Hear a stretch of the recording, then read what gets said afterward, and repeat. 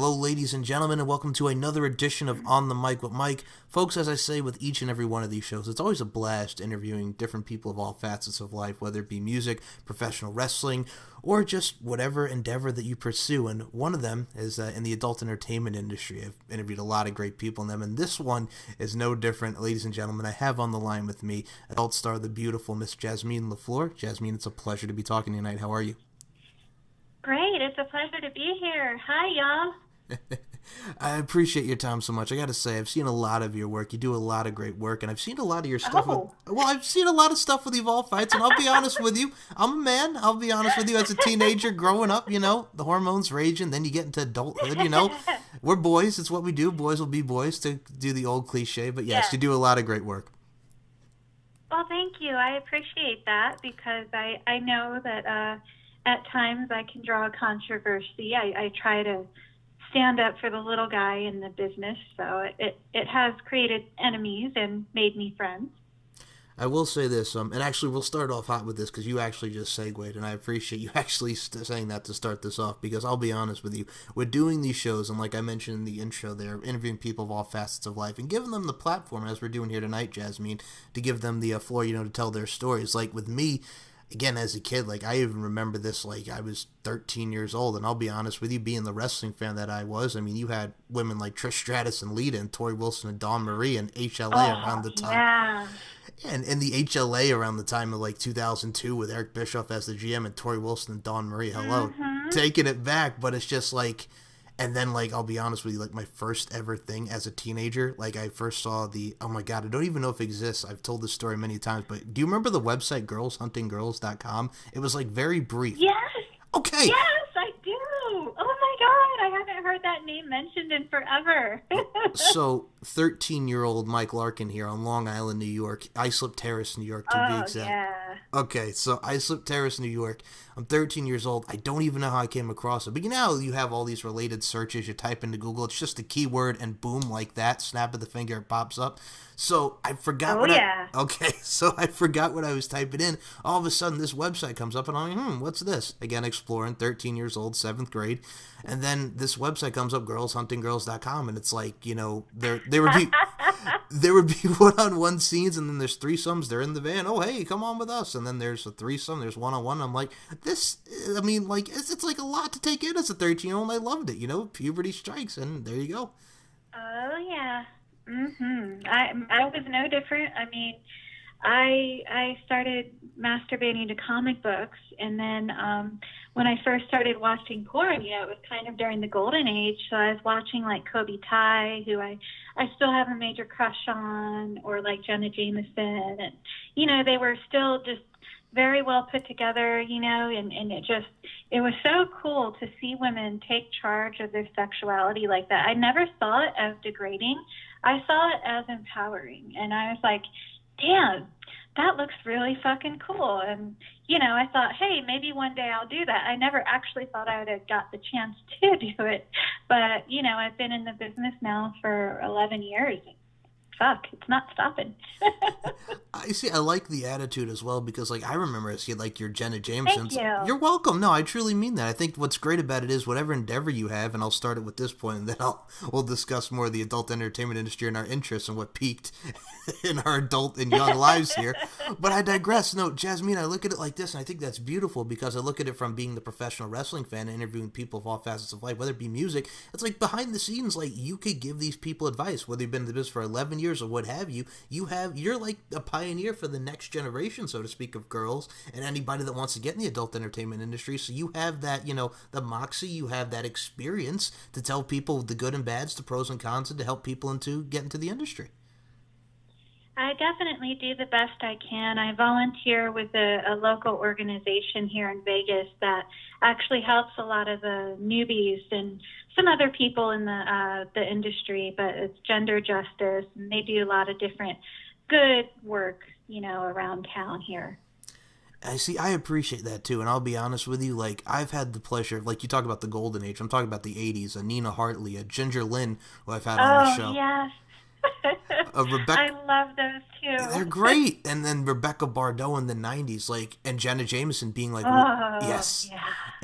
Jenna Jameson being like one of the top like Google search. Like I remember her and like Tammy Sitch, aka Sunny, in the WWF were like two of the highest like Google searches back in the '90s. I mean, when you have that appeal from a physical standpoint and you could draw people like that, then you know you're doing something right. Yeah, definitely. And And all that's those women you mentioned, they were so amazing. I mean, they still are. I actually met Ginger not too long ago. It was about 3 years back, and she, she's been through some shit, but her attitude, her approach to sexuality is still just, fire. it is, and I think that's what's great because I mean we're all. I'll be honest with you. Like if you think about the '80s, George Michael, God rest his soul. Sex is natural. Sex is good. Sex is best when it's one on one. Like there's a lot of validity to like songs like that, and then you take it into the '90s with songs Yeah. like "Color Me Bad." I want to sex you up to the heart tick tock. You don't stop. I'm taking back to New Jack City here. But I love that movie. yes, but there's a lot of validity to that, and like people should be ashamed. But like I mean, Yeah. Salt and Pepper. Let's talk about sex. But I mean, you have these avenues, like whether it be movies and music, to teach people about that. You don't have to look at it as like this taboo thing. It's normal. Like I mean, we both took health in school, like 7th grade, Mrs. Gray, and then I get into high school. Right. Like it's normal. It's health class. I mean, it's stuff that you learn that provides you for your sexual being and how you look at love and making love and having sex into your adulthood, and it really prepares you for that aspect of your life. So I mean, it's nothing taboo about that. No, not at all. And I think again, that's I how you wish. have to look at it. And I wish more people, just had a more open view to talking about sex, and especially nowadays when everybody is just, getting so offended by the simplest things. It's like, we need to stop that. I'm sorry. Like, everybody should be respected, but I mean, we can't get upset about everything and just take it personal, because most of it's not. You can't take things personal. Oh no, I agree. I mean, I remember I'm going into teenhood again here. I mean, take it back to the Super Bowl. Janet Jackson, Justin Timberlake, gonna have you naked by the end of this song, booby. Like, That was wonderful. like, and that's the thing too. Like, people freaked out about that. I'm like, it's her breast, and it's covered with like a thing. Like, are we really gonna make this like a big thing that, oh my god, I saw a breast? Like, here's the thing. Like, we have a lot of crap that goes on in this country. I mean, everybody knows with what's going on with the world today. But it's like they freak out over a boob. Like, come on. Like, we have bigger fish to fry here. You know what I'm saying? Yeah, they're freaking out over the wrong stuff, not the things that actually are important. Of course. And I mean, I'll be honest with you. Like, again, I'm taking it back to the '90s. Like Nickelodeon. The first time I ever saw Tyra Banks was when she did that Good Burger sketch with Kel Mitchell, and she's fantasizing about getting married. Yeah. So, I mean, you have, like, Tyra Banks, you have Naomi Campbell in the Michael Jackson video, Keep It in the Closet. Like, you see, like, these models. And, I mean, you could kind of compare it to today's models and how the America's Next Top Model show blew up. And then you see people in the plus-size modeling like Ashley Graham. Like, these are all beautiful women. And I'll say this right here. My mother and my grandmother, two of the greatest women. My grandmother, God rest her soul. And I say this every show, but Jasmeen, you're talking about two beautiful women in their own right. My mother and my grandmother, two great women that really instill this, like, in your soul. Like, how to treat women, how to respect women. And I've always had that mindset of beauty, strength, and dominance. Like, 3 key elements that make women the work of art that they are. It doesn't matter the size. It doesn't matter the orientation. Just, it's appreciate That's women for right. what they are. There you go. Yep, I totally agree with you. And, I'm actually happy. There's been good changes, and then there's been negative changes when it comes to, like, modeling. You brought that up. Like, for instance, I've been modeling since I was a kid, and I actually had to train to do the interviews and how to present myself and how to dress, and it wasn't easy. It was very hard. Whereas nowadays, I feel like girls, they just put up a selfie on Instagram and they call themselves a model, and then they, go through the whole deal to buy their followers and get the sponsorships and shit. And it's like, you didn't actually go through the really, really hard shit that all of us before you kind of went through. I mean, and it's not such a bad thing, but it's just like I see a lot of unprofessional attitudes too. And that's the part that I have a bigger problem with. I gotta say something. You're like the segue queen with this. And I don't mean to cut you off, but you actually said it very beautifully, and I don't mean to laugh as well. But it's very true, because if you look at nowadays, like duck lips, just give me a selfie with a duck lips, and then boom, you're popular like that. Exactly. Yeah. And that's what pisses me off, because, like, as a kid growing up in the 90s, I'm a 90s baby, and I'm like, we didn't have that. Like, we had the start of the internet, but we didn't have it as, like, when Facebook blew up and all the social media. And that's what pisses me off today, because it doesn't matter how good you are, the work you put in, all based on how many views you got, how many followers you got on this side or that side. It's like, what the fuck happened? That's what it is. And I don't mean, I'll put it bluntly, what the fuck happened? Yes, I often wonder the same thing, Michael, because, I mean, I have a love-hate with social media. Me too. And while I could, yes, go out, buy the followers, and I could play the game, I just don't. I just don't care to. I'm not motivated to do any of that bullshit, because, honestly, my brand, people are either going to love it or they're going to hate it. And I'm not going to shove my shit down somebody's throat. If they like me, cool. They can follow me. They can support my work. If they don't, they can fuck off. First of all, great attitude. It's that simple. Of course. And I look at it like this too. Like, I spread, like we were talking about beauty, strength, and dominance, and we'll get to LFC in this conversation as well. But, like, I do that stuff, and it's very empowering. And I'll be honest with you, there are some guys out there, and I'm not speaking on everybody, I'm just saying some here, who have that ignorant mindset where it's like, okay, remember the Social Network, like the big scene, like before, like the launch of it, right? So Mark Zuckerberg, played by Jesse Eisenberg, they're in the frat, right? And they're rating girls, and I'm like, and that's realism at its finest there, because there are some guys out there that have that ignorant point of view where they rate girls on this and on that, and they just, look at girls as like objects and just want to get in there and maybe a quickie or what have you. But it's like, that's not the message like I want to relay. And I also look at it as like, when I get older, like, I know I'm gonna have kids, and I would want a kid to, like, if I have a daughter, right, or if I have a son, I would want to instill the values of, like, we're not treating women like this, we're not treating guys like this, right? So it's like, you have to have that mindset of like, yo, we can't tolerate this. Like, we do stupid shit when we're young, but it's like, there's a time when you have to get wiser, and you have to, like, like, think about it. You know what I'm saying? Analyze, dissect, and decipher. But yeah, that's kind of where I'm going with that. But yeah, just fucking, like, it's ridiculous, to be honest with you, and I hate that mindset. And that's the thing, like, I had a buddy like that, and I mean, I love him to death, and we went to high school together. So this year is my 10-year high school reunion, right? And I'm going to be seeing one of these. Yes. So I'm going to be seeing this dude, right? But I'm like, I still remember this mindset when we were in, like, high school. I'm like, dude, you can't think like that about rating girls and stuff. But he goes, but I call them as I see them. And I'm like, you think that's the great mindset to have? And I also remember just a lot of that stuff, and, like, it pissed me off. And then I know, and it's pissing me off talking about it now, but it's just like, we can't have that. You know what I'm saying? I just wish people would be more open-minded about certain things. Go ahead. It's true. I mean, actually earlier this week, I made a tweet because I work with all performers that are professional and fully tested and, professional and nice.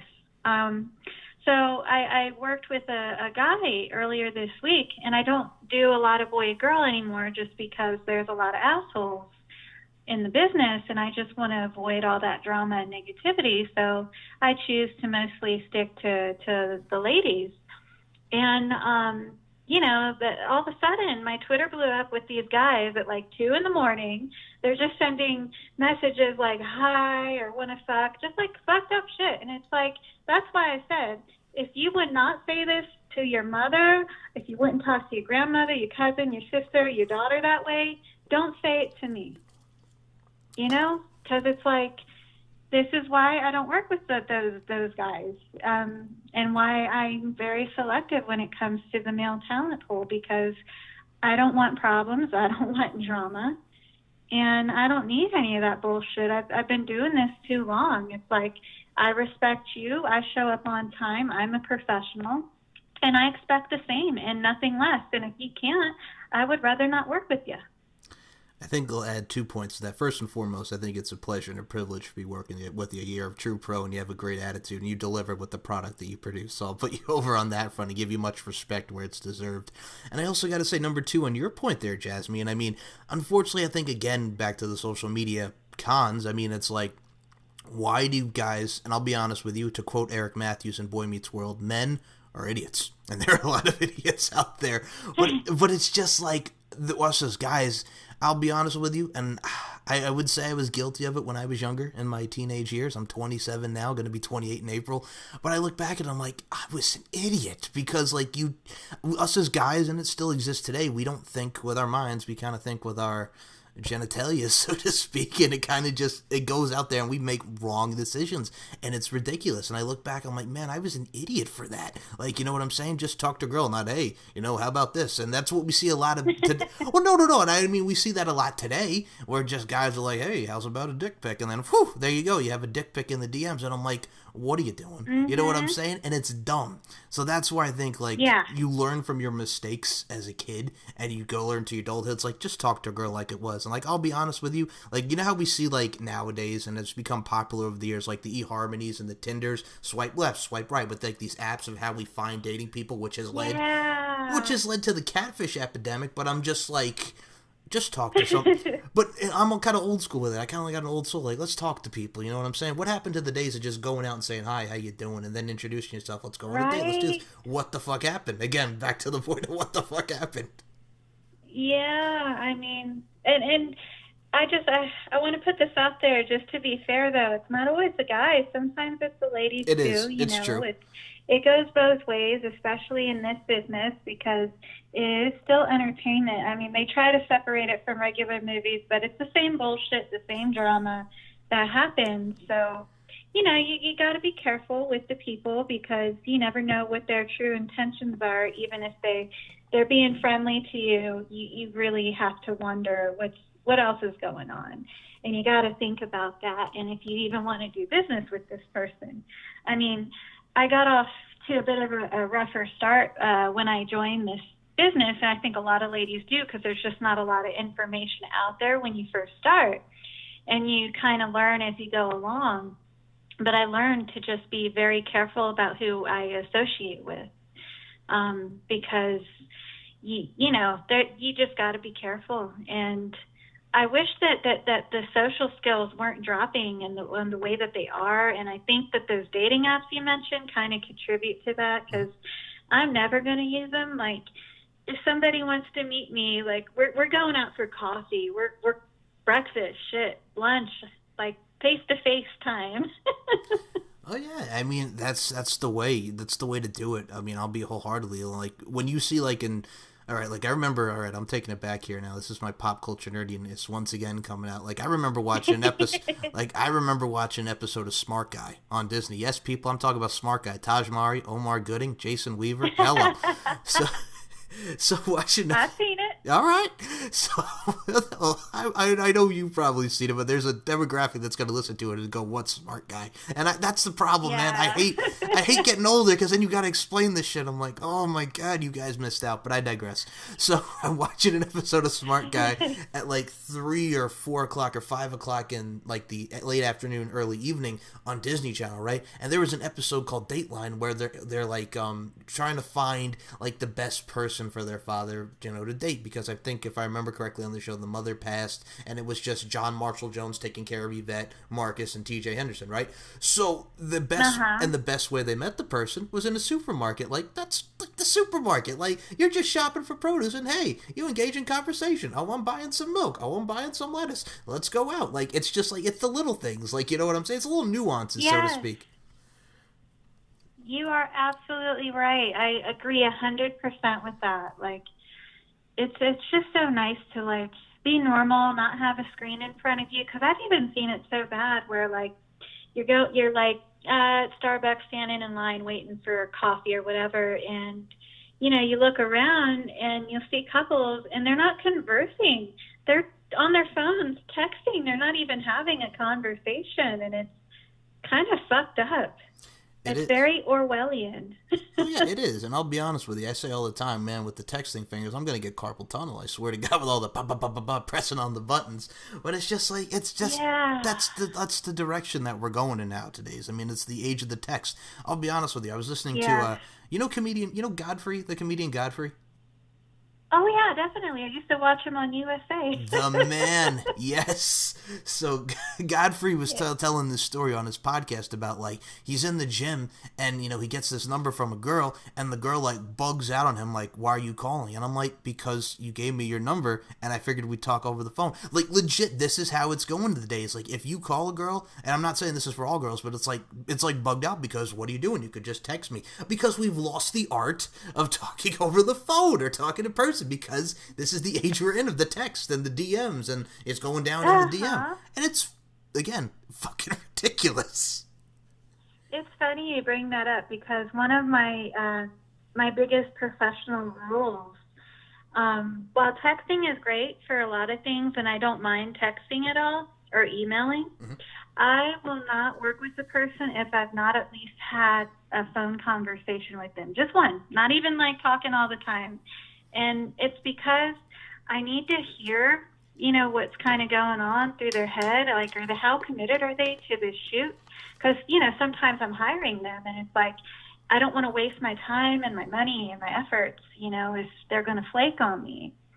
So, I really like to hear a voice and just kind of see where they're at and make sure they're okay with everything going on in the shoot. And I like to talk about things and clarify if it needs to be done. Of course. And I mean, I think we look at that with every endeavor as well. I'll be honest with you, with podcasting. Like, here's the thing. I look at it like this. I don't mind rescheduling, or I don't mind moving a time for stuff. Kind of like what we did tonight, because, like I said, we'll talk about this. Thank you. You're welcome. Like, I'll be honest with you, and I'll use this as an example because, like I said, we're talking about this. The lovely Miss Jasmeen Lefleur here was like, I'm at a shoot. You mind if we do like a half an hour after the previous time? I'm like, sure. I'm a night owl. I don't care. I'll be honest, folks. It's 12:30 my time. It's 9:30 your time. I'm like, I'm a night owl. We're doing this. We're rocking out a podcast and having fun in the process. So that's at least fuck yeah. So that's at least respectful. And, we're, being considerate. I'm all about accommodation and comfortability with these shows. But I'm like, don't fucking flake out on me and not even say nothing. Don't even give him a response, because if you're running late, I'm investing my time, and I think you agree with this with you. I'm investing my time, my energy into giving you the platform, and then you just want to fuck it up by, like, not saying anything, no showing, or just being very flaky with it. And that's what pisses me off, because it just shows that you lack passion and you really are very laissez-faire, and you kind of, like, don't, I'll be honest with you again, don't give a fuck about what we're doing,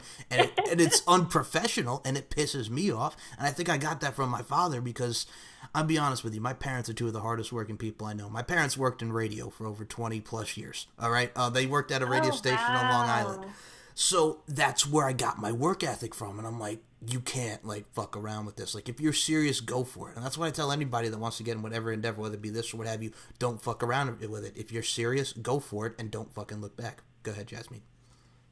Yeah, you're right. I agree with all that. And it's funny. I must have got my dad's work ethic because, he was Army Special Forces. He served in Desert Storm. I love my dad. And when my dad was off fighting, my Grammy, she raised me. And, she gave me a lot of great advice, and so did my dad. But one of the best things my grandmother ever said to me was, no matter what you do in life, and I don't care what you do, just be the best at what you do, or do your best.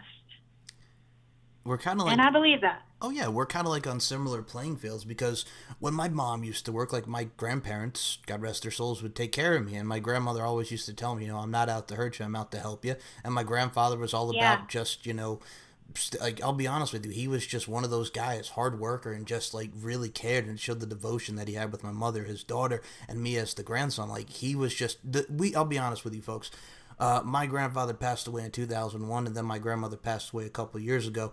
But my grandparents, I know, but my grandparents were married for 40 plus years, and I'm gonna say I've seen a lot of stuff. Like I always said, if I wanted a marriage with a woman, or just marriage just in general, and just being involved, relationship, what have you, I wanted to be like my grandparents and my parents to an extent, because I'll be honest with you, my dad, I haven't gotten to the point of hey, you kids, get off my lawn yet, because my dad is getting close, people. I love my father so much, but he's getting close, and it's scary. And You know what I'm saying? He's going to be like ripping at his hairs, and it's bad. Pray for my dad. I digress. No, I'm serious. Like, it's really getting to that point. I love my dad so much, but I'm like, you got to calm down. And my mom is just, again, one of the sweetest people and just so genuine. Like I said, I was very lucky and truly blessed, and I could tell on your end because like that's what you have to instill, and I think we see a lot of that nowadays. I'll be honest with you. You ever hear the term where it's kind of like, like the parents are treating like the kids like their best friends? And I mean, it's great to have that relationship with your kids, but I'm like, first and foremost, parenting comes first. Don't act like your kid's best friend. You know what I'm saying? Yep, it always bites you in the ass from what I've seen. Oh, it does. And it's just like, that's the problem. And again, I know we're talking about today's society, but it's just like, ugh. And I that's when you started talking about the cam stuff, because I see it, because a lot of people in the adult entertainment industry get involved with modeling, or now really camming is like the big thing.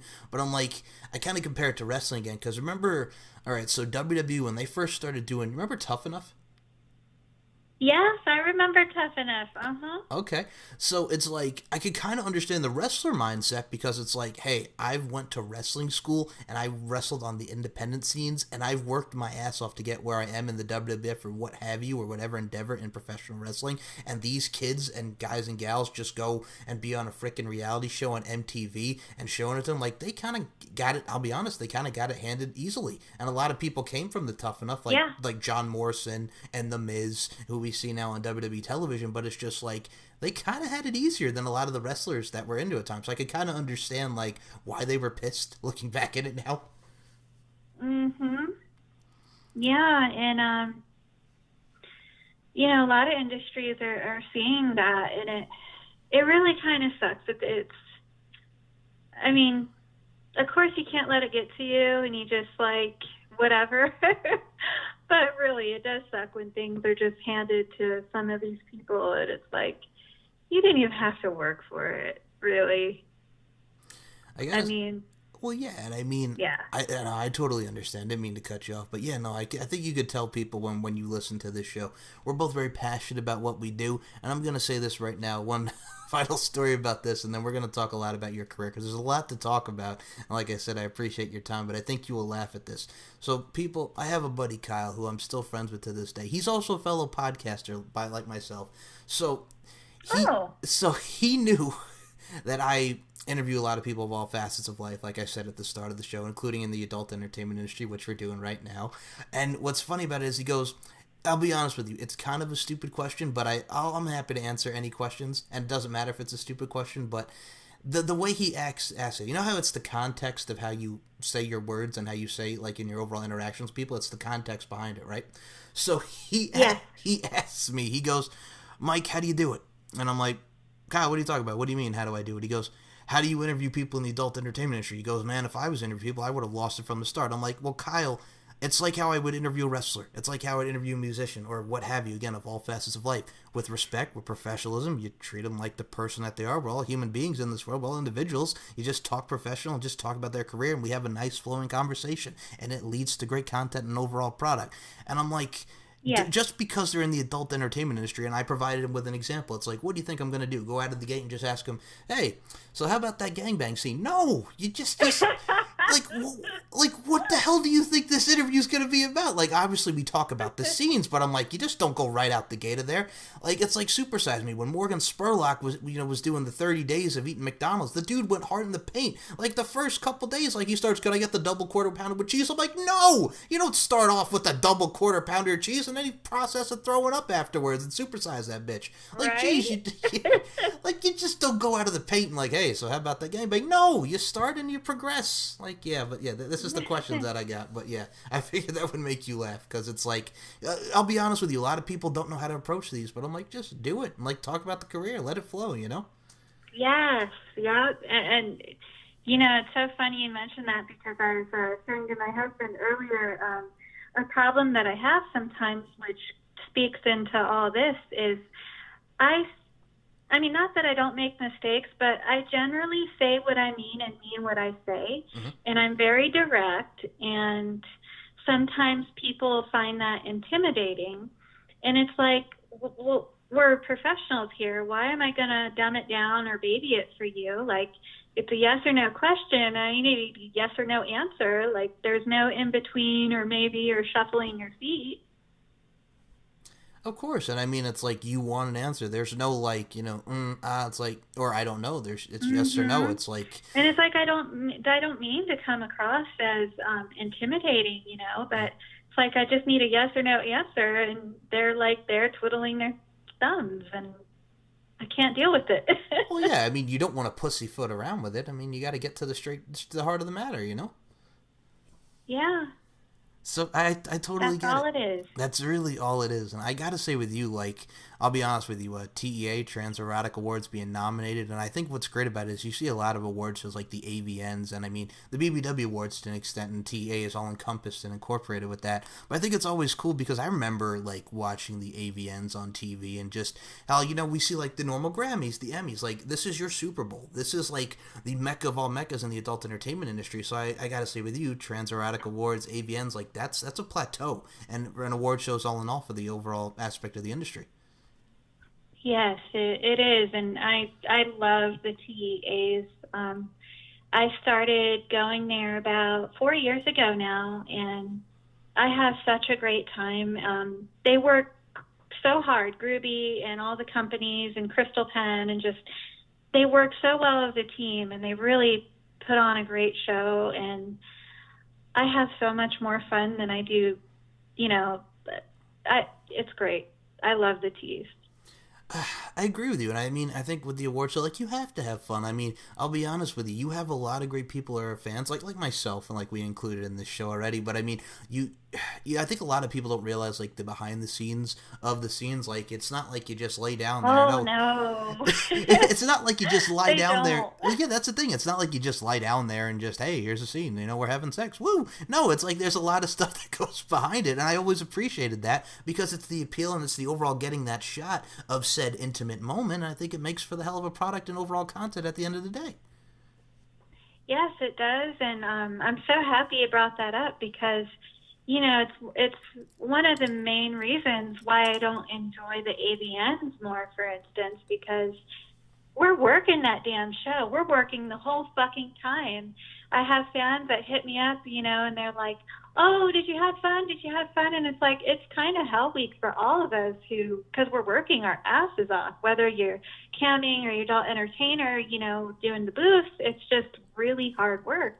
And then when you're actually on set, as you brought up, a lot of people don't see the behind the scenes. Like, a lot of, if people were there, they would see how unnatural the positions are because you're angling everything for the camera. And it's not like you have to worry about just one camera. There's usually about 4 cameras on set, so they get more footage. And you have to reshoot each little fucking thing, even if it's like walking into the room, at least like 5 times each time. And because they want it from different angles and they want it from different views. It's a lot.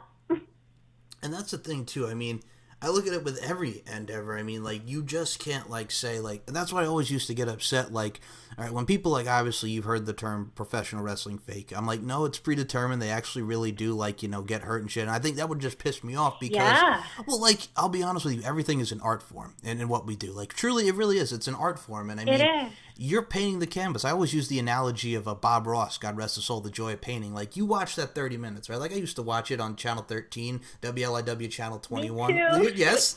So, like, after school, like, Bob Ross in his fro there, he's starting, he's painting, and here's a little something, something here. Then all of a sudden, you got a tree, you got a mountain, you got a river, bada bing, bada boom. 30 minutes later, it's a freaking masterpiece. I mean, the amount of time and energy that Bob Ross would put into those paintings, that's what you do. It's all an art form at the end of the day. Yeah, it is. And it really doesn't matter what it is. I mean, you can find it in everything, really.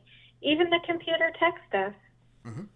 Agreed. And I mean, like, I'll be honest with you, with this podcasting, like, whether you get, like, editing stuff, and I mean, with Skype, what's amazing about Skype is now you can just record the call and it's there for, like, 30 days, and it makes it a hell of a lot easier.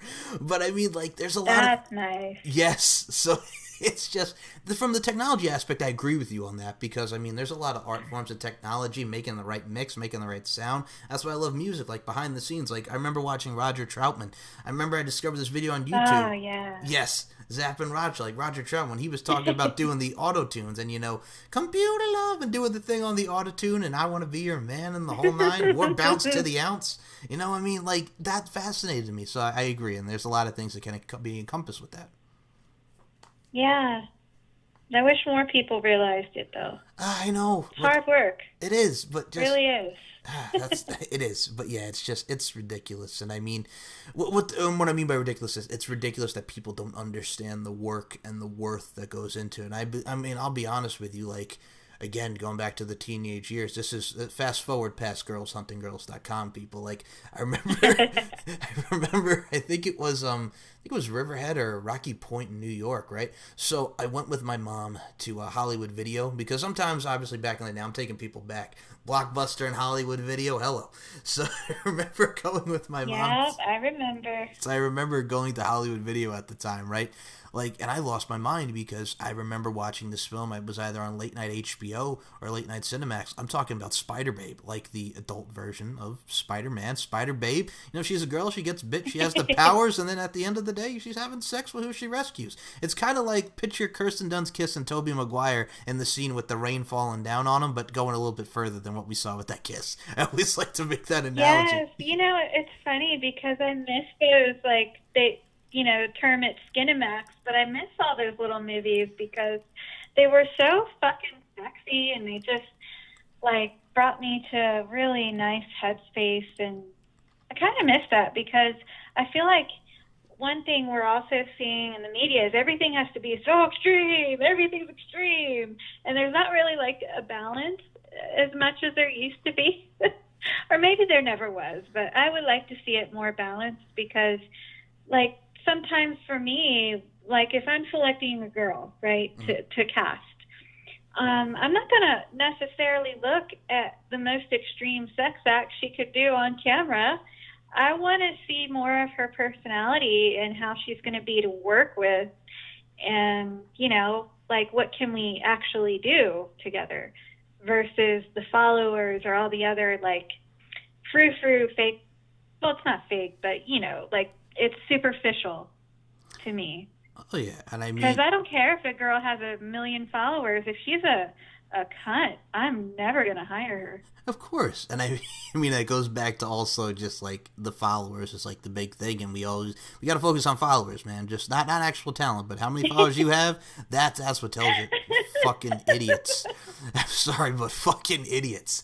And I mean, you look at Spider Babe, like, I'll be honest with you, at the time back in the day, like, you're talking about those films and Cinemax and shit, like, I lost my mind. Like, I'll be honest with you, I saw it up there, I'm like, no, they got Spider Babe in Hollywood Video, this is, like, the greatest thing ever. So I lost my mind, and I'm with my mom at the time searching movies, and I'm like, I'm tempted to just kind of, like, sneak past this, but I'm like, you know what, I'm gonna be a good son here, and not do anything wrong here. Like, I almost tempted, like, sneak it in, like, let's buy this video. But I'm like, no, I can't do that. That's my mom. I love her too much. So I'm like, no, I can't do that. But I mean, like, watching that, and I remember Cat House, the series, and whatever film Nicole Sheridan and Willow were in at the time at like 2 or 3 o'clock in the morning. And then you see, and like Taxi Cab Confessions, and I mean, like, the Real Sex and all this stuff. I'm like, I love Real Sex. I wish they would bring that one back. It was popping, man. And I mean, I remember on MTV, like, late nights, like, after, like, Together, we're all going to hang together. I know my calculus says you plus me equals us. Then you had Undressed, and which tackled a lot of issues and stuff. Like, and that's the thing, like, people can, like, talk about reality TV, like, now, because I'll be honest with you, like, don't even call MTV music television anymore, because all that's on there is Jersey Shore, Catfish, Teen Mom. Like, don't even call it music television anymore. Like, you stop that. Like, when they tried to bring TRL back, and again, this is the social media game, like, everything was focused on, like, oh, did you see the video on their video on their YouTube channel? Like, I remember, like, they fucking used to premiere the video and the making the videos, and Carson Daly, and they're going out to the wall. Me too, like, going out to the wall and seeing the fans, and everybody's screaming for the Backstreet Boys, NSYNC, 98 Degrees, like, and you would see Virgin Records across the way with, like, their albums that were out now, like, like, people don't get that. It's like, it's the nuances. And like, oh, that's cheesy from back in the day. You see this video with the technology and derp. I'm like, no! Like, you don't understand it. And this is what pisses me off. And, like, this is where I get to, like, this level here. Like, God. Like, the Fine Brothers on YouTube, this is another example I use. Like, the Fine Brothers had like a teens react to the Backstreet Boys, and then people were talking about how cheesy, larger than life the video was. But I'm like, that is one of the biggest Backstreet Boys music videos of all time. Like ever. Like ever. Yeah. Like, I Want It That Way, Millennium, Hello. Like, and they don't understand all the technology and the way it was like, and I'm like, shut the fuck up. Like, it's good. You don't understand the art form because you're used to how technology has like gone, and like, but back in the day we didn't have that technology. It's just cool. Just appreciate it for what it was. Like you've seen obviously the iconic "I Want It That Way" video, right? Like, you got the Backstreet Boys airplane. Oh yeah, they're on the airplane. They're performing, like, you know, and they're going down the escalator, and there's the fans and this and that, and they're like, well, why? And the kid goes, why are they performing at the airport? Because if you actually think about it, where the fans like to hang out and go after them and, you know, surround them? The airport. Because in the airport, you know, hey, oh my God, it's the Backstreet Boys, let me get an autograph. They're on my flight. Like, there's so many instances, there's so many instances of fandom that you just realize. Yes. Like, yeah.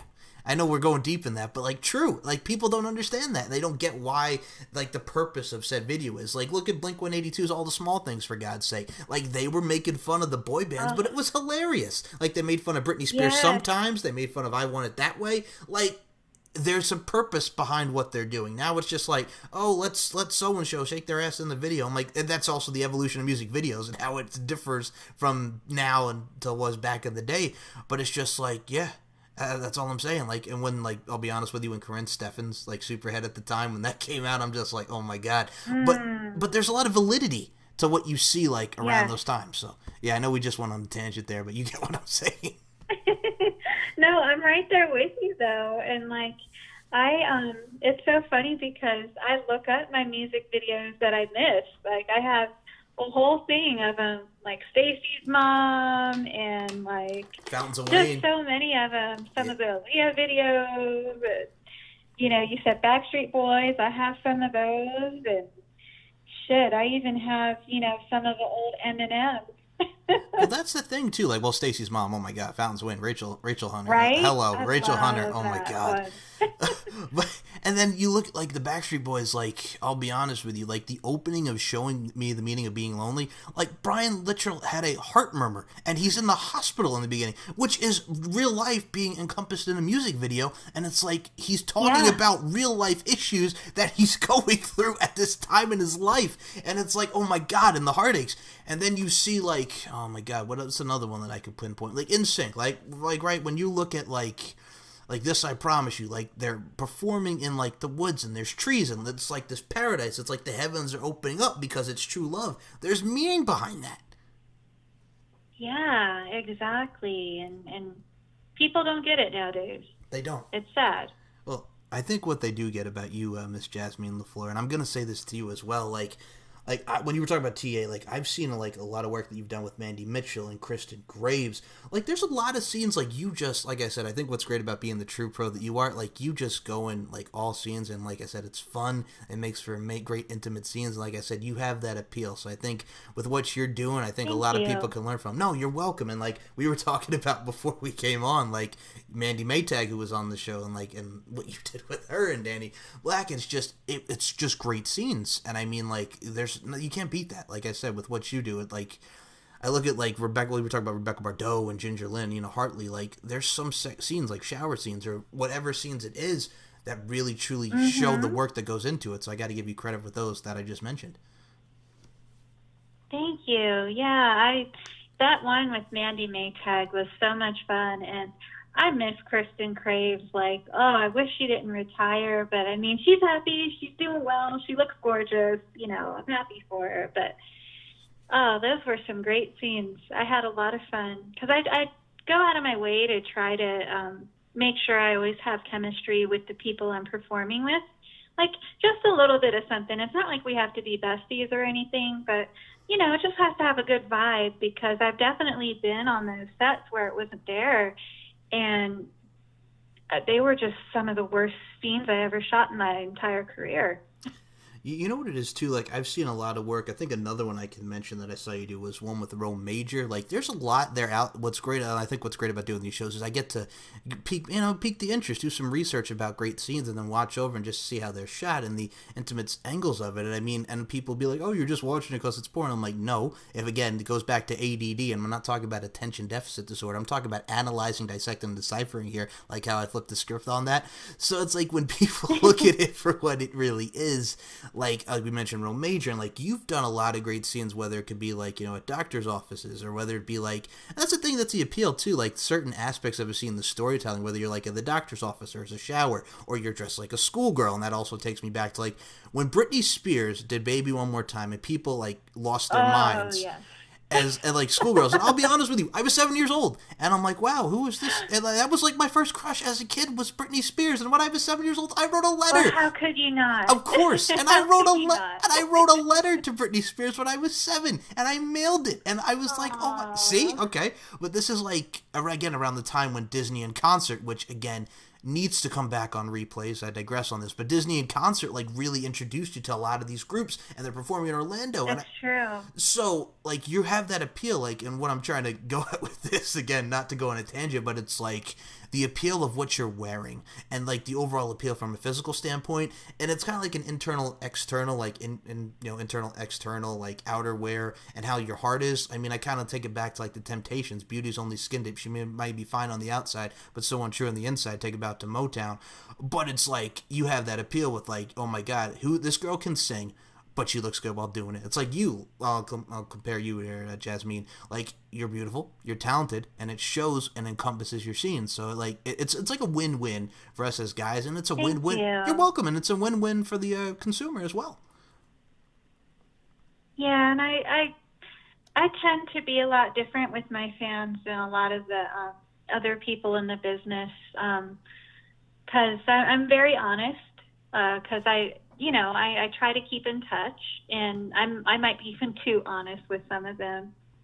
But when I talk to them, it's not like pay me to talk to you or we're going to have dirty talk. Like I actually like having real conversations, and I've been pretty open about, some of my health struggles, because I figure, I'm not the only one out there going through it. So if somebody else is reading my words, then maybe some of the advice or things I'm saying might resonate with them or provide them some kind of support or help.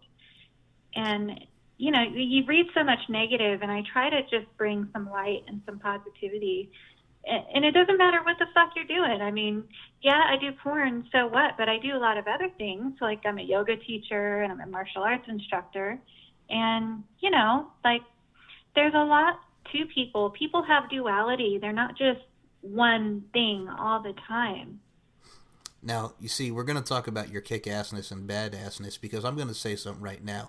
Man, the physicality of you and the mixed martial arts stuff, you're badass on that front. I'm going to put that over, but I just got to add to that for a second. Thank you. You're welcome. Before we talk about your badassness, I just like to add to what you also said about, positivity and stuff, because I'll be honest with you, as someone who has gone through depression on and off for like 10 years, like right out of high school, and just also dealt with mental health, which I know a lot of people go through. I'll be honest with you, like, I'm an epileptic as well. My first seizure was in 2007. I was in 9th grade when I first had my seizure. Oh, jeez. And it all started because my buddy, our family friend of ours, and he had no idea, I had no idea. So I had gotten SmackDown vs. Raw 2008 on the PS2, right? Now me, I love the wrestling video games. There's a lot of great wrestling video games out there, right? Yes.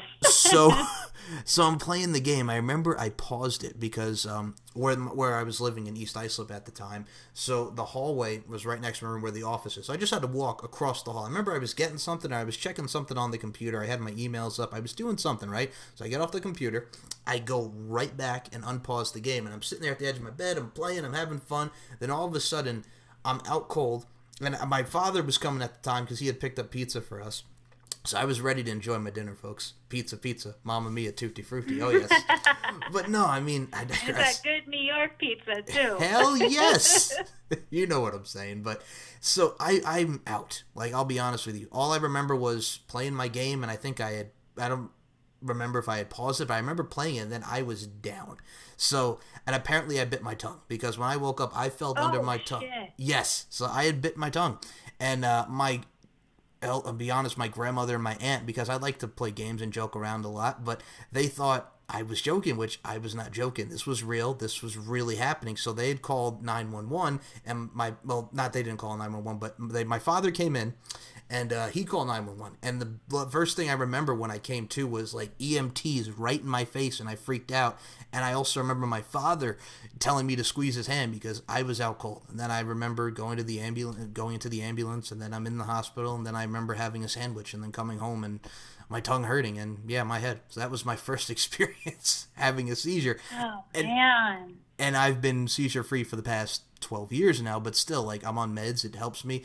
Like, I'll be honest. That's a big deal. It is, but people don't understand, like, when it comes to seizures, like, there's stuff that you're kind of like, you can't drive for like 2 years. Like, I have my license now, but it's like you can't drive. Like, you have to be like monitored. And I remember having EEGs, EKGs. I've had all the tests. I still have some of them to this day, but it's like, do you focus on the negatives of that, or do you make the positive out of it? And I decided to make the positives out of it. Like, I'll be honest with you, I'm straight edge. I never drank. I never smoked. I never did anything. I'm a water guy and a diet soda guy, and maybe a little milk. You know what I'm saying? Moo. Call me a cow. Yeah. But it's like, I never had like the, you know what it is too, like when people say that, they like, oh, that you think that we're better than you, or, you know, oh, you think like, you know, you're so hot shit, or you're high on yourself because you don't do this. I'm like, it's not really the thing. Like, we all have choices to make in our life. I'm like, if I don't want to take a drink of alcohol, I don't want to take a drink of alcohol. If I don't want to smoke weed, I don't want to smoke weed. Like, we all make choices in our life. It doesn't make us a bad person. It just means this is what we prefer not to do. Do I have friends that smoke weed and drink? Hell yes. But they know that I don't do it, and they respect, you know, my wishes and my beliefs and what I do. So it's like, try not to judge people, and also try to put yourself in that person's shoes, because you never know what that person's going through. It's so true, and it's something I actually say often about try to consider what someone else might be going through, because you really don't know. And I've experienced things too where it was like, God, I just wish people were a little nicer, a little more compassionate. I remember shortly, after my mom had passed away, I had to work the next day. So took a shit ton of trazodone to stop crying and just numb myself. And I was like a fucking zombie. But, I wasn't going to cancel, and I definitely needed the money because I had to pay for my mom's funeral. So I'm on the plane, and this woman is just being a cunt. She just is insisting that the seat I'm sitting in is her seat, even though my ticket matches my seat, and she was just like a row off. But she started yelling at me, and I just burst out crying because my mom had just died the night before, and I just couldn't take it. And I just lost it. And the woman didn't know what the fuck to do, and the flight attendants are all shit, but this one sweet, sweet woman came over to me, and she just hugged me, and she sat next to me for the rest of that short flight, because it was only from Vegas to LA, so it was 45 minutes, but just that act of kindness meant so much to me. And I, to this day, still think that other woman was quite evil. I would kick her ass if I could. Well, I mean, it is. She was a bitch. Of course. I mean, it is rough. And I mean, I'll be honest with you. I mean, I don't mean to go too deep with this, and I don't mean to take down the tone of the show, but I mean, this is real life issues. This is what people go through. Like, when I was 9 years old, I mentioned my grandfather passed away. Like, I remember sleeping in my bed, and I remember my mom and my grandmother crying and screaming because apparently, and I didn't know at the time, but my grandfather was non-responsive. He had had a heart attack. And I was in the room when he was laying on the bed. He was not moving. He was just sleeping out. You're on your back. It's kind of straight forward, and you're not moving. And nothing.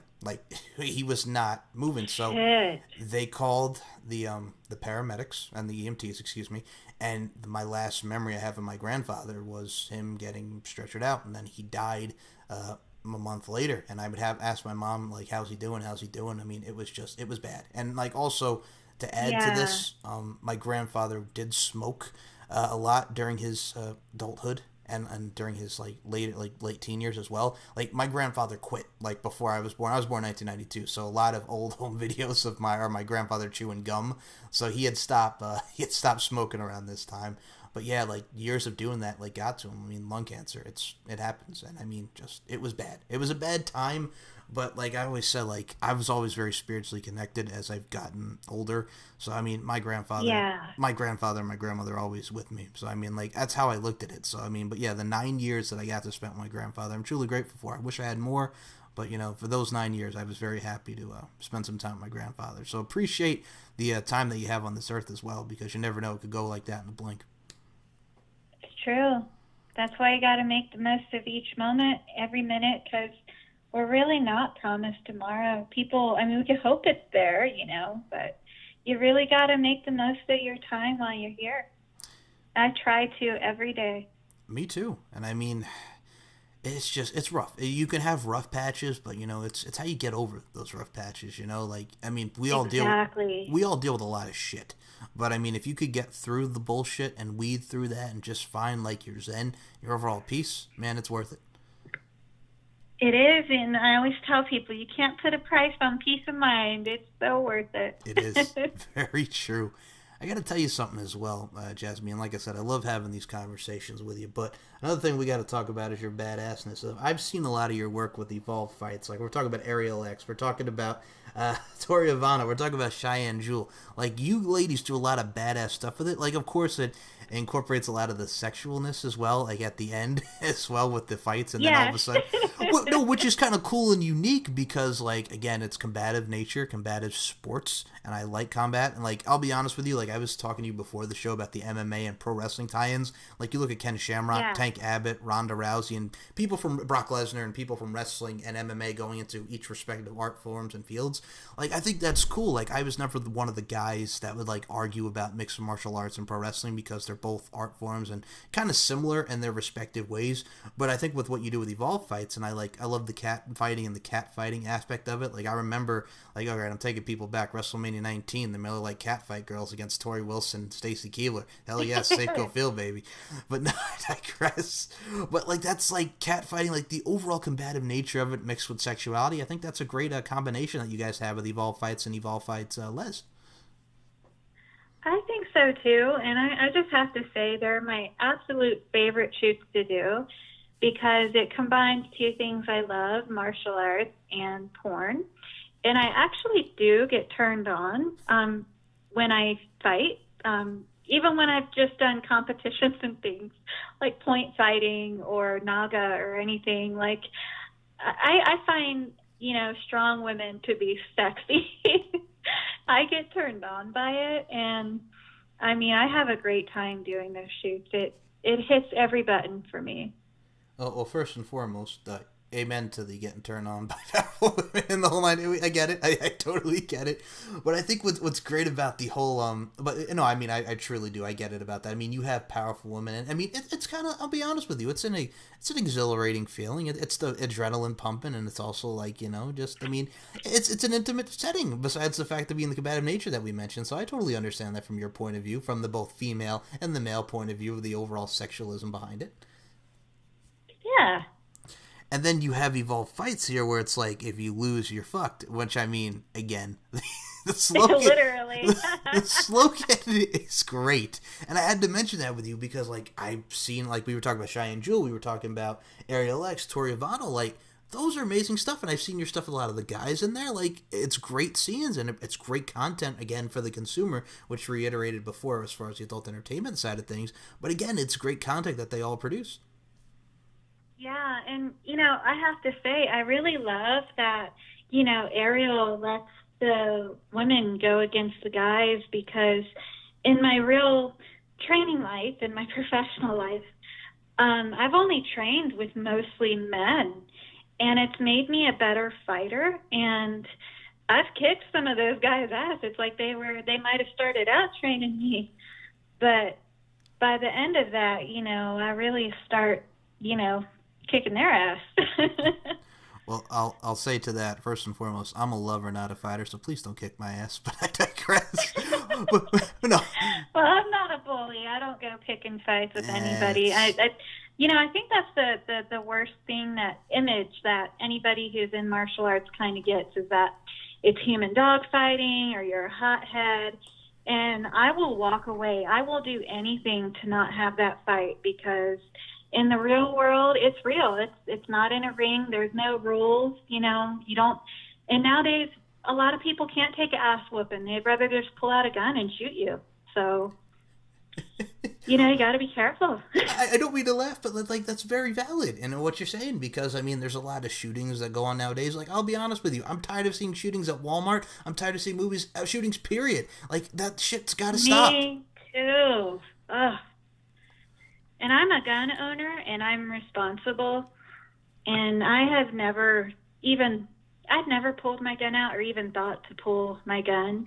And I go to the range and I train, regularly, but there really just needs to be a better laws on that. Not taking them away, because I don't want all the gun people to come after me, but just the fact that somebody with, a violent history of like domestic violence and alcoholism can get a gun, like, that's just not really cool. It's not. And I mean, like, again, I was 7 when Columbine happened, and I remember, like, the Rachel's challenges. I remember the Rachel's challenges that we had in school later in life. I remember the girl, like, okay, so there was this book, and it was called She Said Yes. And I remember, it's a short book. It was, they interviewed the parents of the girl who, before the kid shot her, asked, "Do you believe in God?" And she said yes. Then he killed her. And I'm just like, the emotion and just reading about the parents, and I'm like, she was a good student, and she was this, she was so full of life. And I'm like, I feel so bad for all these kids because of these 2 idiots that just, and people could talk about, they were bullied too, but I'm like, just because you're bullied, and I'm going to say this right now, doesn't mean you have to shoot up people and shoot up the school. Talk to somebody. I always went with that. Like, exactly. Just talk to somebody. I mean, I was bullied, and usually how it worked in my cases is I eventually fought my bully. Me too. We would, be enemies for like a month, but then one day we'd be friends, and that's how it used to go. And it doesn't seem to go that way anymore. Oh, yeah. Kind of sucks. It does. And I mean, I'll be honest with you, like, the really one time, like, I think you could tell by talking to me, I'm a very patient, I'm very respectful, and I like a lot of good energy around me. I'm a very positive individual, but don't fuck, but I'll be honest with you, on the other end, don't fuck with me. I mean, don't play with me, all right? Like, exactly. So, when I was in 6th grade, all right, now, this gentleman and I are also fellow wrestling fans, and we're cool now. We are totally cool now. But again, mind you, people, this is 2004, and I was 12. So here we go. I was in Miss Max's class, 6th grade, RCK, Ruth C. Kinney Elementary School, 1 White Redmond Street, Islip Terrace, New York. Yes, I'm going deep with this. So I was going back from music class, Mr. Zlatska music class, and I'm not going to mention the kid's name, but this individual had stolen my notebook and was running around the classroom with my notebook. And I'm like, okay, you got me. You took my notebook. And after a while, it just got very irritating. So what I did was I grabbed him up Taz style. Beat me if you can, survive if I let you. I went all straight up Red Hood Brooklyn on him. Just another victim. Taz, baby. ECW, WWF Taz on his ass. So I grabbed him from... I grabbed him from behind, like almost like a Kata Hajime, rear naked choke, Taz Mission style, and I grabbed him, and we both kind of went into the desk, and since I had not gotten in trouble a lot, and I kind of just took the beatings, like I took it on the chin, right, because I'm like, you know what, I'm going to bite my tongue, I'm not going to stoop to their level, but after a while, you let loose, right, so I grabbed him, and we went into the desk, and because the principal knew I had gone through a lot of shit, and I bit my tongue, I only got 1 day of ISS, in school suspension for it.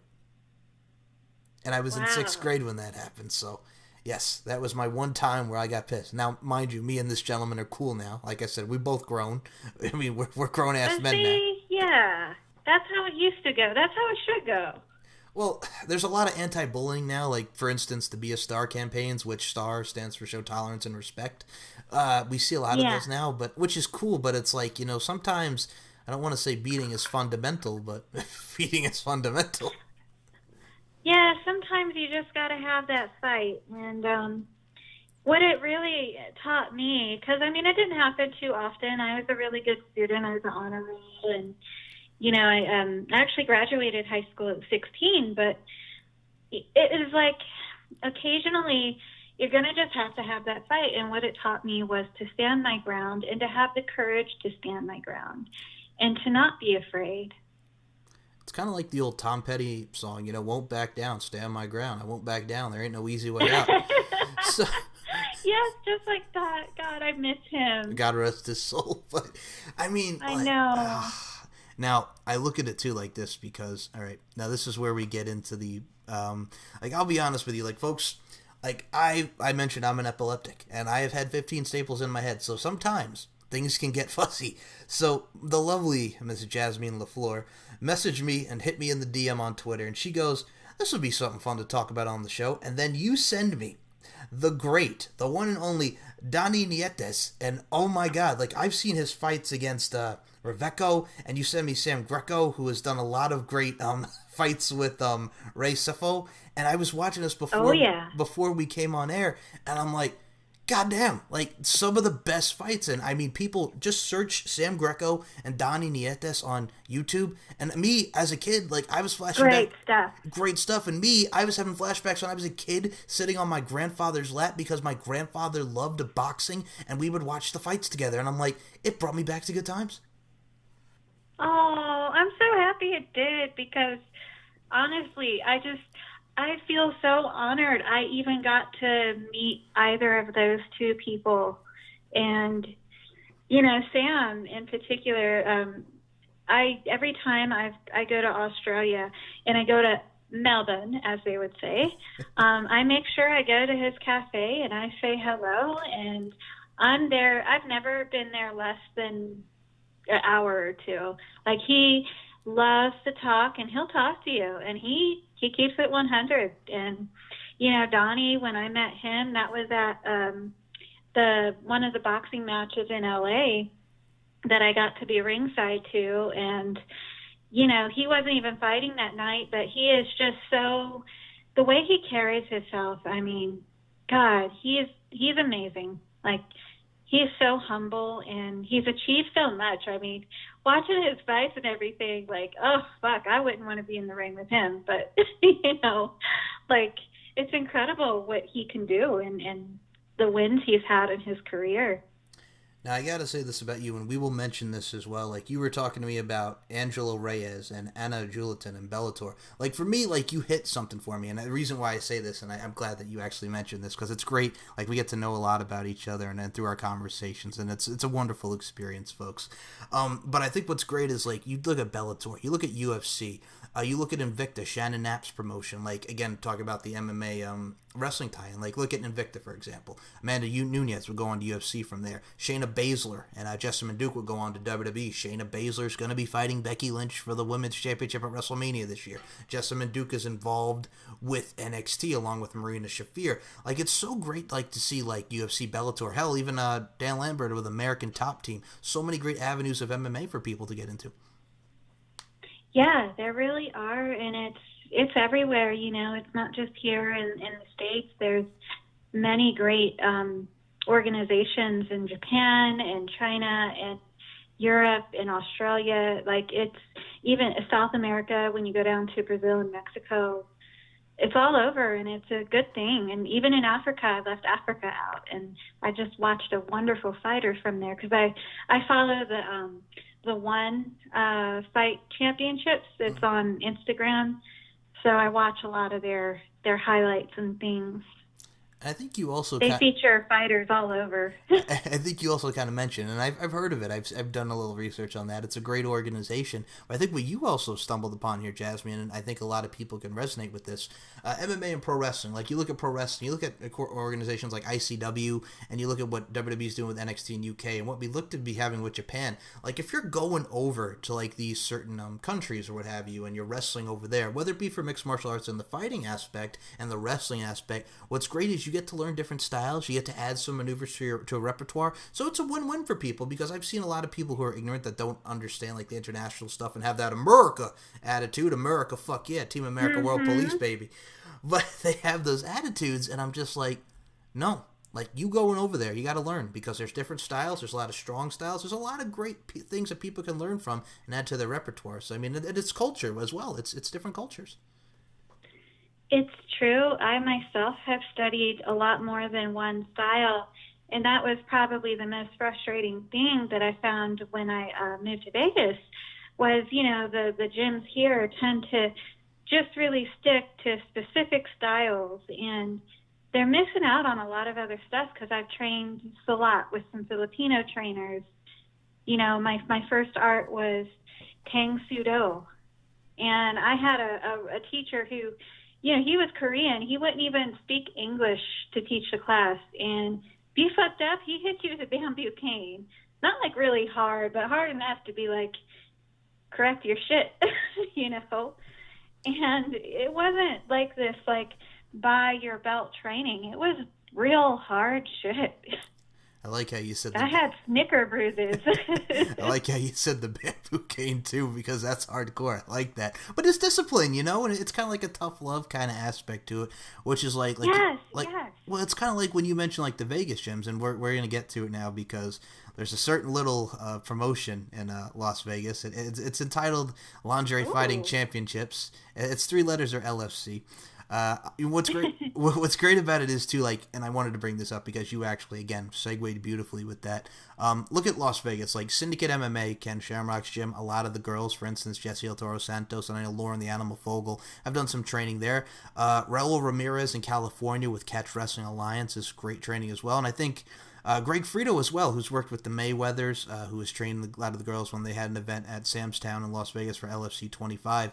I think what's great is, again, you get to learn from that, and I think what the common misconception is, again, people focusing on the outerwear, which I'm like, yes, it's beautiful women in lingerie. It's sexy, and I understand it because, again, I am a male, and I appreciate it for that aspect, but I also look at it like, there's a lot of badass girls in here. There's fights. They have abilities. Yeah, the technical aspect. So don't look at it as just like sexy from the outerwear aspect. I said kind of compare it. I'll use the analogy here. Look at it like the LFL, the Lingerie Football League. Like beautiful girls in lingerie, but it's football and they tackle and kick the shit out of each other.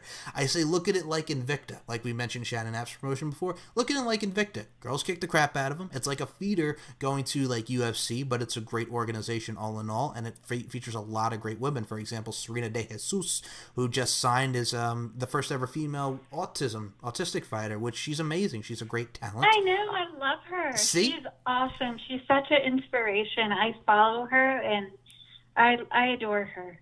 Me too. But yeah, that's the thing, man. Like, don't look at it just from the outerwear aspect. Just look at it from the technical side. I say with Invicta, I say look at LFC. LFC is like Invicta, but with less clothing.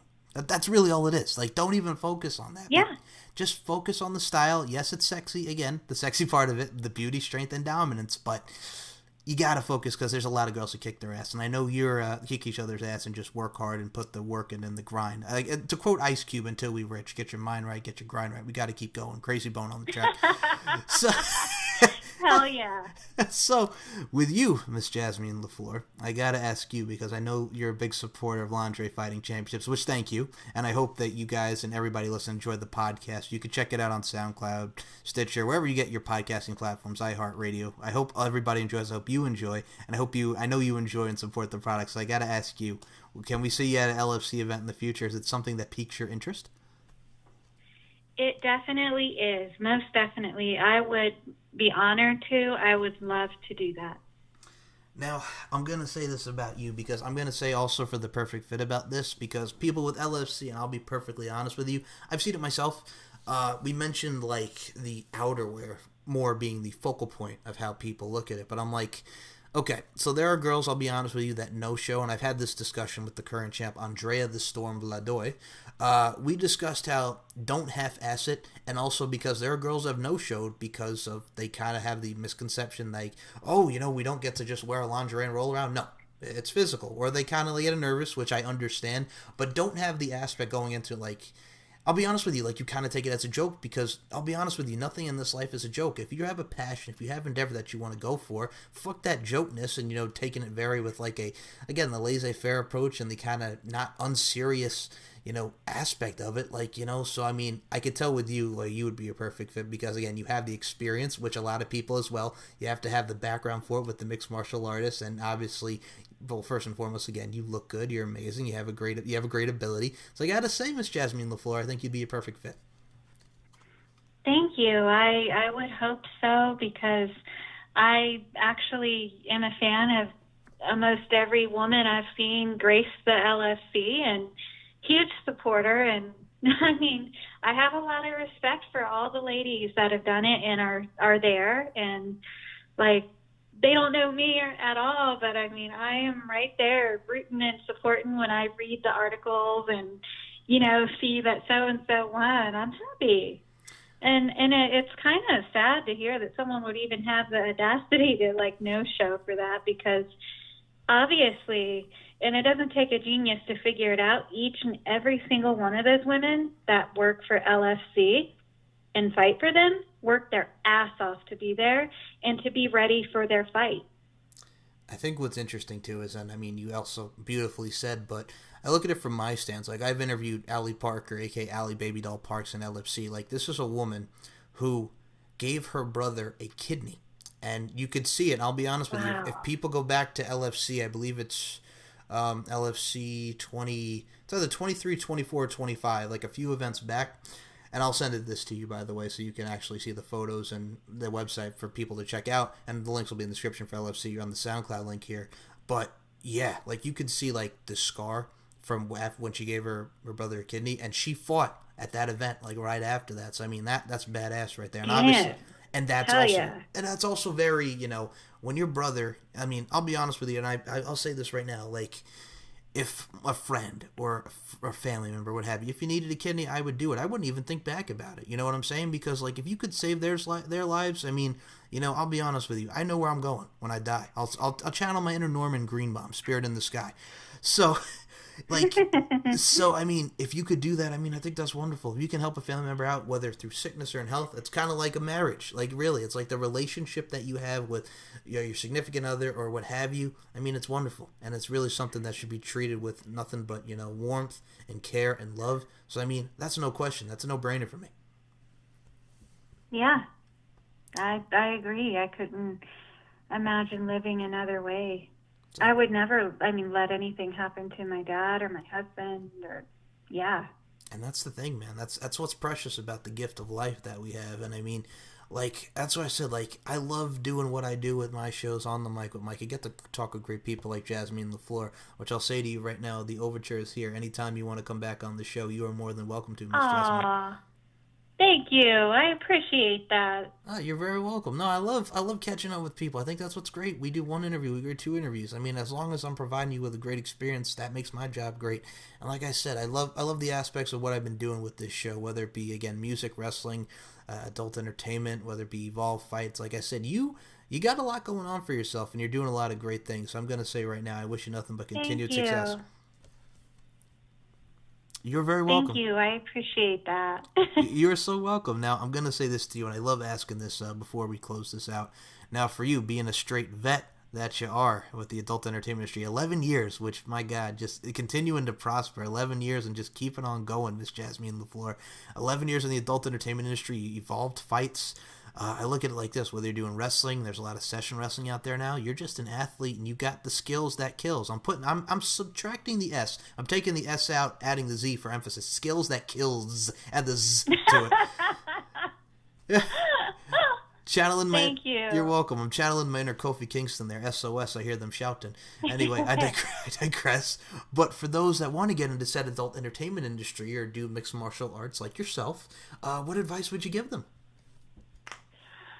Oh, wow. That's really two entirely different sets of advice. Okay. I guess the easier one, I will say, with martial arts, know what you want to do. Get all your gear.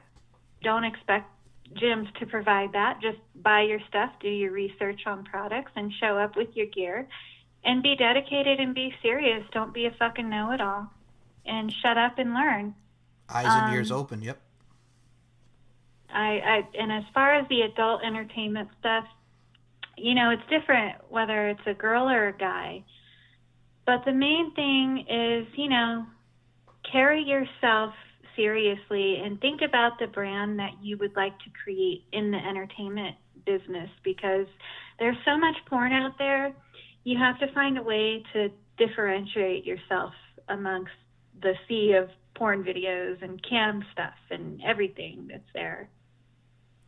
Well, first and foremost, that's beautifully said, and that's brutally honest. I mean, if I can equate that to something with also what you just said, I'd like to add there. I mean, it's kind of like Andy. It's a 40-year-old virgin. Big giant box of porn, Andy.